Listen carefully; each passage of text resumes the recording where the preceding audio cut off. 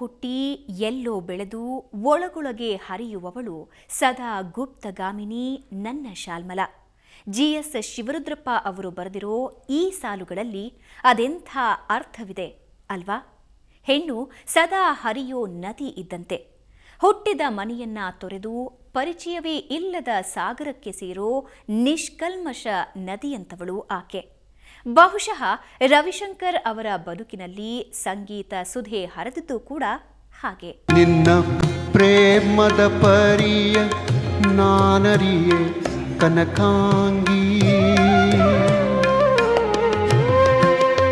ಮದುವೆ ಆದಕ್ಕಿಂತ ಮುಂಚೆ ಅಥವಾ ಮದುವೆ ಆದಮೇಲೆ ಸ್ವಲ್ಪ ಅಡೆತಡೆಗಳು, ಕೋಪ ತಾಪಗಳು, ಜಗಳ, ನಿಷ್ಠುರಗಳು ಬೇರೆಯವ್ರ ಜೊತೆ ಆದವು. ಸೊ ಅದನ್ನೆಲ್ಲ ಇವಳೇ ಮೇಂಟೈನ್ ಮಾಡ್ಕೊಂಬಂದ್ಲು. ಅದನ್ನ ನಮ್ಮ ಸಂಸಾರಕ್ಕೆ ಧಕ್ಕೆ ಆಗದೇ ಇರೋ ಥರ ಅದನ್ನು ಚೆನ್ನಾಗಿ ರೂಪಿಸಿ ಅದನ್ನು ಕ್ಯಾರಿ ಮಾಡ್ಕೊಂಬಂದ್ಲು. ನಾವಿಬ್ಬರು ಬೀಯಿಂಗ್ ಫ್ರೆಂಡ್ಸ್, ಆಮೇಲೆ ಅದಾದಮೇಲೆ ಮದುವೆ ಆದಮೇಲೂ ನಮ್ಮತನನ ನಾವು ಯಾವತ್ತೂ ಬೇರೆಯವ್ರಿಗೆ, ರವಿ ಯಾವತ್ತೂ ಎಕ್ಸ್ಪೆಕ್ಟೇಷನ್ಸ್ ಇಡಲಿಲ್ಲ, ಈ ಥರ ಚೇಂಜ್ ಆಗಬೇಕು, ಈ ಥರ ಮಾಡಬೇಕು. He was completely simple. So ಗಂಡ ಅಷ್ಟು ಸಪೋರ್ಟಿವ್ ಆಗಿದ್ದಾಗ ಹುಡುಗಿಗೆ, ಹೆಂಡತಿಗೆ ಇನ್ನೂ ತುಂಬ ಈಸಿ ಆಗುತ್ತೆ ಲೈಫ್ನ ಅವ್ರ ಜೊತೆ ನಡೆಸ್ಕೊಂಡು ಹೋಗೋದಕ್ಕೆ. ಒಂದು ವಿಷಯ, ನಾನು ನಮ್ಮ ಅಮ್ಮನ ಹತ್ರ ಯಾವ ವಿಷಯವನ್ನು ಮುಚ್ಚಿಡ್ತಿರ್ಲಿಲ್ಲ, ಎಲ್ಲ ವಿಷಯನೂ ಹೇಳ್ಬಿಡ್ತಿದ್ದೆ. ಅದು ಬಿಟ್ಟರೆ ಸಂಗೀತನ ಹತ್ರನೂ ಕೂಡ ನಾನು ಎಲ್ಲ ವಿಷಯನೂ ಹೇಳ್ಬಿಡ್ತೀನಿ. ಸಿನಿಮಾದಲ್ಲಿ ಒಂದು ಹೀರೋಯಿನ್ ಯಾವ ರೀತಿ ತಪ್ಕೊಂಡೆ ಅಂತಲೂ ಬಂದು ಹೇಳ್ತೀನಿ ಅವಳಿಗೆ. ಅಷ್ಟು ನಾನಿದು ಅಲ್ವೇ? ನಾನು ಜ್ಞಾಪಿಸ್ಬೇಕು, ಫ್ರೆಂಡ್ ಅಲ್ಲ, ಯಾವುದೋ ಹುಡುಗ ಫ್ರೆಂಡ್ ಅಲ್ಲ, ನಾನು ನಿನ್ನ ಹೆಂಡತಿ, ಸ್ಟಾಪ್ ಮಾಡಿ ಈ ಥರ ಇಷ್ಟು ರೌಂಡ್ ಮಾಡಿದ್ವಿ. ಆಲ್ಮೋಸ್ಟ್ ನಿಯರ್ಲಿ ಕಿಸ್ಸಿಂಗ್ ಸೀನ್ ಇತ್ತು. ಯಾಕೆ ಹೇಳ್ತೀಯಪ್ಪ? ನಾನಾಗಲಿ ಸಂಗೀತ ಆಗಲಿ ಇವತ್ತಿನವರೆಗೂ ಗಂಡ ಹೆಂಡತಿ ಥರ ಇಲ್ಲವೇ ಇಲ್ಲ. ಅವತ್ತು ಯಾವ ರೀತಿ ಜಗಳ ಆಡ್ತಾ ಫ್ರೆಂಡ್ಸ್ಗಳಾಗಿದ್ವೋ ಅದೇ ಫ್ರೆಂಡ್ಶಿಪ್ಪು ಇವತ್ತಿನವರೆಗೂ ಕಂಟಿನ್ಯೂ ಆಗಿದೆ.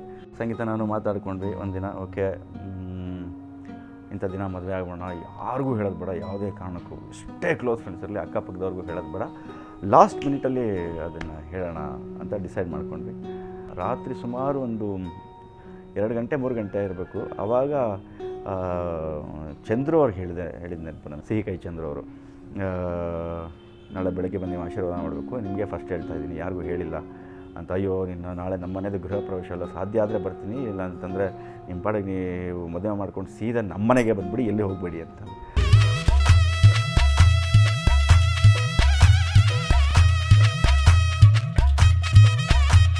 ಅವತ್ತು ಮದುವೆ ಆಗೋದೇನೋ ಆಗ್ಬಿಟ್ವಿ, ಬಾರೇ ದಿನ ಇಬ್ರಿಗೂ ಜ್ವರ ಬಂದ್ಬಿಡ್ತು.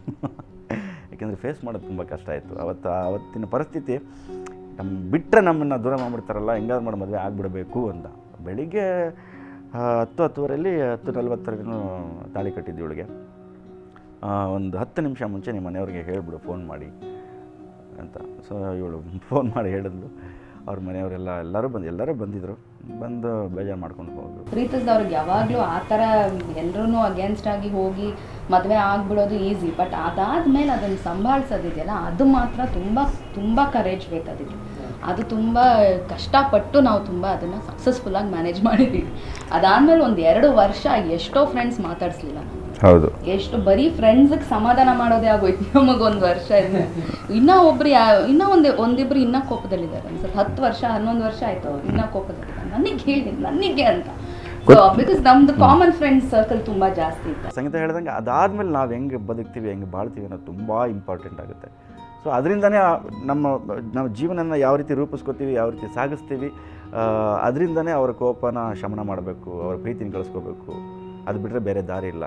ಸೊ ದೇವ್ರ ದಯದಿಂದ, ಅವರ ಆಶೀರ್ವಾದದಿಂದ ಎಲ್ಲರೂ ಇವತ್ತು ಸುಖವಾಗಿದ್ದೀವಿ.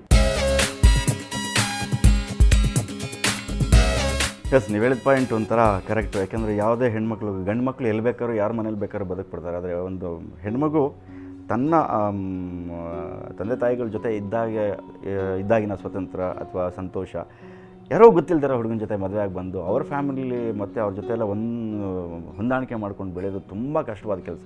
ಎಲ್ಲೋ ಹುಟ್ಟಿ ಎಲ್ಲೋ ಬೆಳೆದು ಒಳಗೊಳಗೆ ಹರಿಯುವವಳು, ಜೀವ ಹಿಂಡಿ ಹಿಪ್ಪೆ ಮಾಡಿ ಒಳಗೊಳಗೆ ಕೊರೆಯುವವಳು, ಗುಪ್ತಗಾಮಿನಿ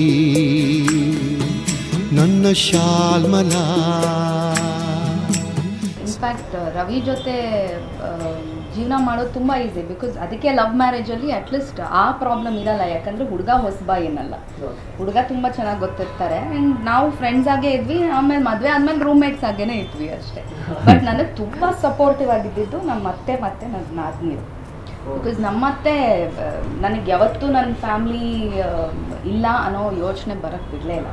ಆ್ಯಂಡ್ ನಾನು ಆ್ಯಕ್ಚುಲಿ ಮಗಳು ಇವನು ಅಳಿಯೋ ಥರ ನೋಡ್ತಾರೆ ಅವರು. ಯಾಕಂದರೆ ಇವಾಗ ಊರಿಗೆ ಹೋದರೆ ನನ್ನ ಫೇವ್ರೆಟ್ ಅಡುಗೆ ಫಸ್ಟ್ ಮಾಡೋದು, ರವಿ ಇದೆಯಾ ಟೈಮ್ ಇದ್ದರೆ ರವಿದು ಮಾಡೋದು. ಸೊ ಆ ಥರ ನನ್ನ ತುಂಬ ಚೆನ್ನಾಗಿ ನೋಡ್ಕೊಂಡ್ರು. ನಮ್ಮತ್ತೆ ತುಂಬಾ ಪ್ರೀತಿಯಿಂದ ಯಾವುದೇ ವಿಷಯಕ್ಕೂ ಎಕ್ಸ್ಟ್ರಾ ನನಗೊಂಚೂರು ನೋವು ಆಗದೆ ಇರಲಿ ಅಂತ ನನಗೆ ನೋಡಿಕೊಂಡ್ರು. ಹಾಗಾಗಿ ಐ ಥಿಂಕ್ ನಮಗೆ ಹೋಗೋ ಮನೆಯಲ್ಲಿ ಸಿಗೋ ಸಪೋರ್ಟ್ ತುಂಬ ಇಂಪಾರ್ಟೆಂಟ್. ಯಾವುದೇ ಹೆಣ್ಮಗುಗಾದ್ರೂ ಅವ್ರು ಎಷ್ಟೇ ಅಡ್ಜಸ್ಟ್ ಮಾಡ್ಕೊಳ್ಳೋಕೆ ಟ್ರೈ ಮಾಡಿದ್ರು ಯಾವ ಮನೆಗೆ ಅವ್ರು ಹೋಗ್ತದೆ ಆ ಮನೆಯವ್ರು ತುಂಬ ಸಪೋರ್ಟಿವ್ ಆಗಿರ್ತಾರೆ. ಅವಾಗ ಮಾತ್ರನೇ ಹುಡುಗಿಗೆ ಈಸಿ ಆಗುತ್ತೆ. ಸೊ ಆ ರೀತಿ ನೋಡಿದ್ರೆ ನನಗೆ ನಮ್ಮ ಅಮ್ಮನ ಮನೆಯಿಂದ ನನ್ನ ಗಂಡನ ಮನೆ ಅತ್ತೆ ಮನೆ ಟ್ರಾನ್ಸಿಷನ್ ನನಗೇನು ಅನ್ನಿಸ್ಲಿಲ್ಲ. ಈ ಜನುಮದ ಜೋಡಿಯ ಕಥೆಯಲ್ಲಿ ಇನ್ನೂ ಇಂಟ್ರೆಸ್ಟಿಂಗ್ ಸಂಗತಿಗಳಿವೆ. ಅದನ್ನ ನೋಡೋಕ್ಕೂ ಮುಂಚೆ ಒಂದು ಚಿಕ್ಕ ಬ್ರೇಕ್. ಜನುಮದ